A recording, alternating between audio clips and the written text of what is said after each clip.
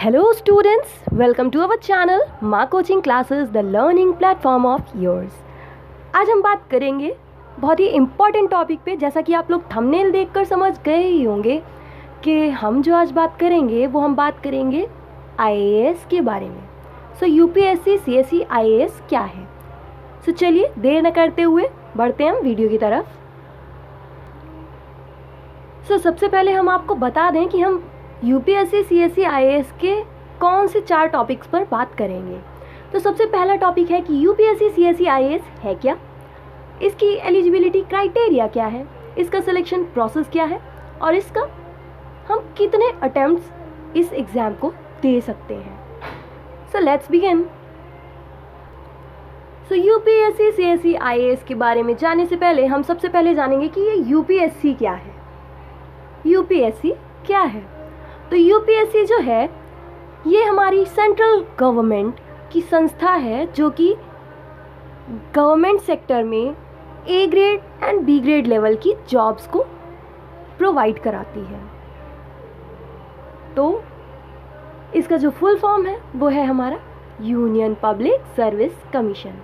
Government की संस्था जो जॉब्स प्रोवाइड कराती है स्टूडेंट्स को। और CSE क्या है? ये है हमारा सिविल सर्विसेज एग्जामिनेशन। इस एग्ज़ाम को पास करने के बाद स्टूडेंट्स या एस्पिरेंट्स कह लें कि उनको अलग अलग डिपार्टमेंट्स में अलग अलग सेक्टर्स में जॉब्स ऑफ़र होती हैं। सो इनमें से जो टॉप 3 जॉब्स हैं वो कुछ इस प्रकार हैं कि इंडियन एडमिनिस्ट्रेटिव सर्विसेज, इसके बारे में तो आपने काफ़ी अच्छे से सुना होगा। दूसरा है इंडियन फॉरेन सर्विसेज यानी कि IFS, नहीं सुना होगा तो अब जान लेंगे। चलिए आगे बढ़ते हैं।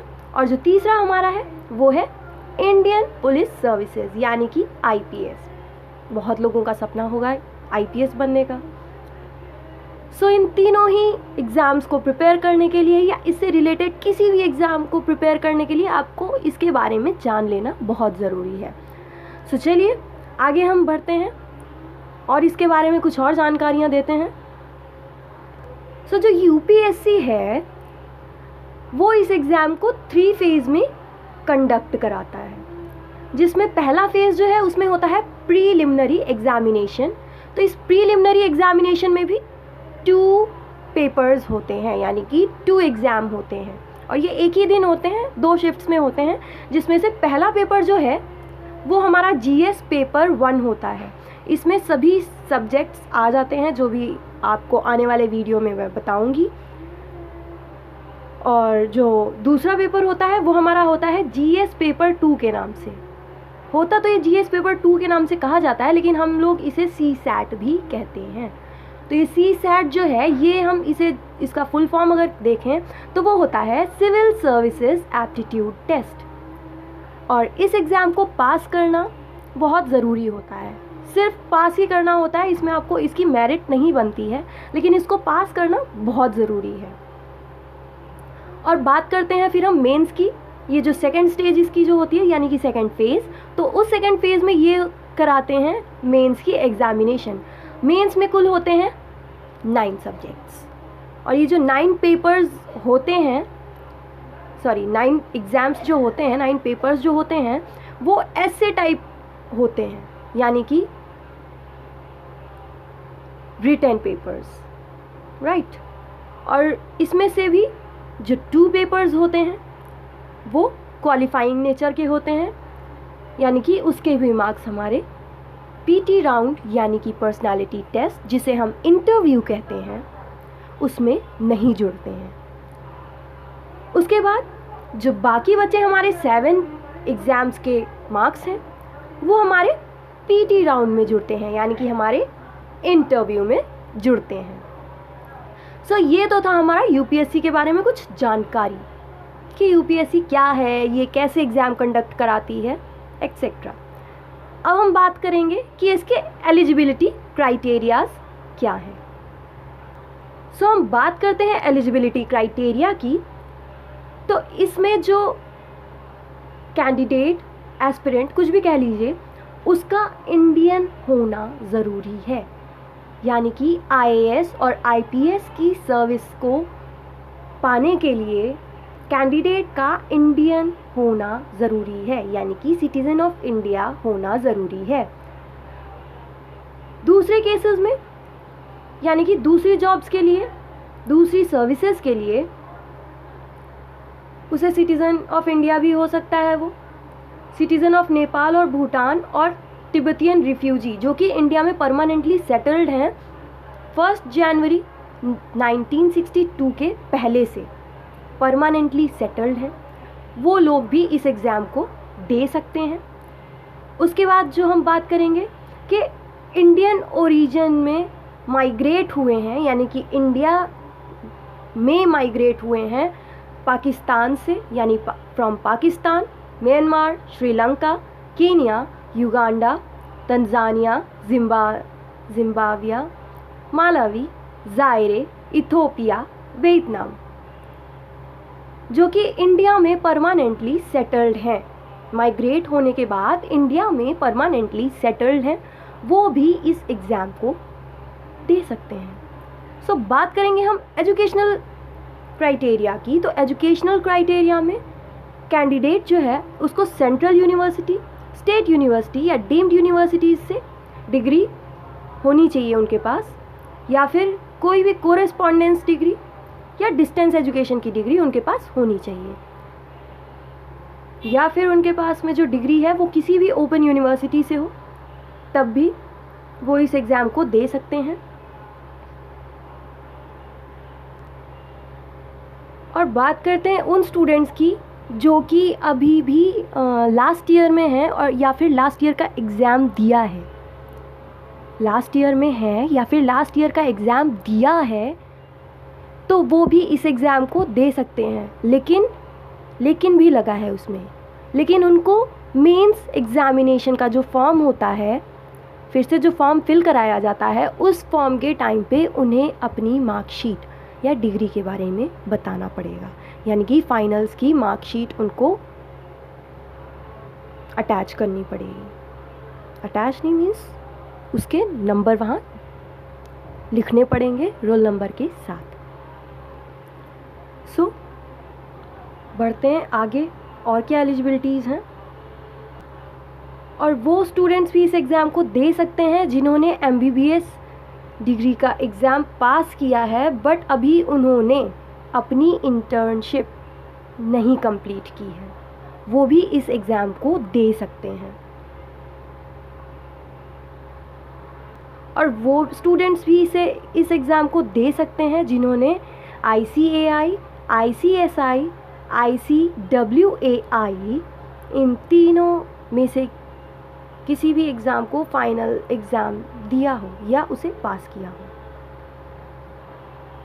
वो स्टूडेंट्स भी इस एग्ज़ाम को दे सकते हैं। या फिर उनके पास डिग्री हो प्राइवेट यूनिवर्सिटीज़ की, उनके पास में जो और कैंडिडेट्स हैं, अगर इन सारी चीज़ों की डिग्रियां नहीं हैं उनके पास, तो उनके पास एक प्राइवेट यूनिवर्सिटी की डिग्री होना ज़रूरी है।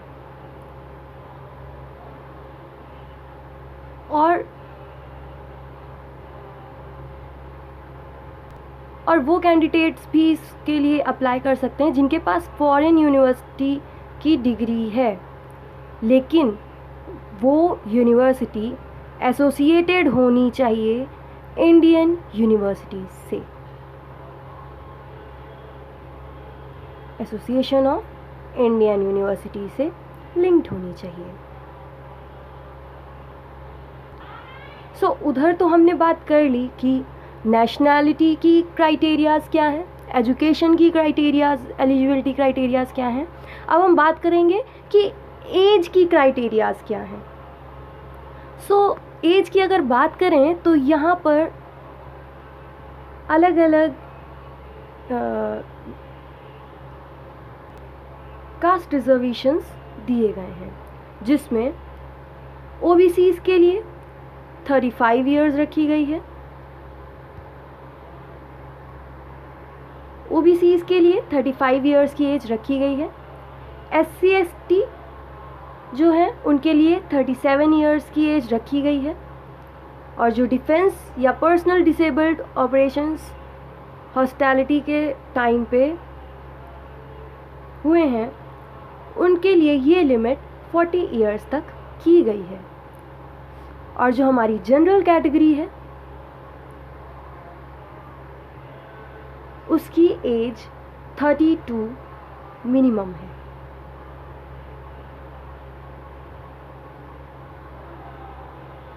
सो ये है हमारा एज क्राइटेरिया, यानी कि जो जनरल कैटेगरी से है उसकी एज 32 मिनिमम है। सॉरी, इस एज के बाद वो पर्सन IAS के लिए अप्लाई नहीं कर सकता है। सो ये थे हमारे eligibility criterias on the basis of nationality, education and age. अब हम बात करेंगे कि हम कितने नंबर ऑफ अटेम्प्ट्स दे सकते हैं। सो अगर बात करते हैं हम नंबर ऑफ अटेम्प्ट्स की, तो जो हमारी जनरल कैटेगरी है उसके कैंडिडेट्स 6 टाइम्स अटेम्प्ट कर सकते हैं। 6 टाइम अटेम्प्ट्स कर सकते हैं जनरल कैटेगरी के लोग। OBSC के लोग 9 टाइम्स अटेम्प्ट कर सकते हैं। SC/ST कैंडिडेट्स के लिए अनलिमिटेड अटेम्प्ट्स हैं 37 ईयर की एज तक।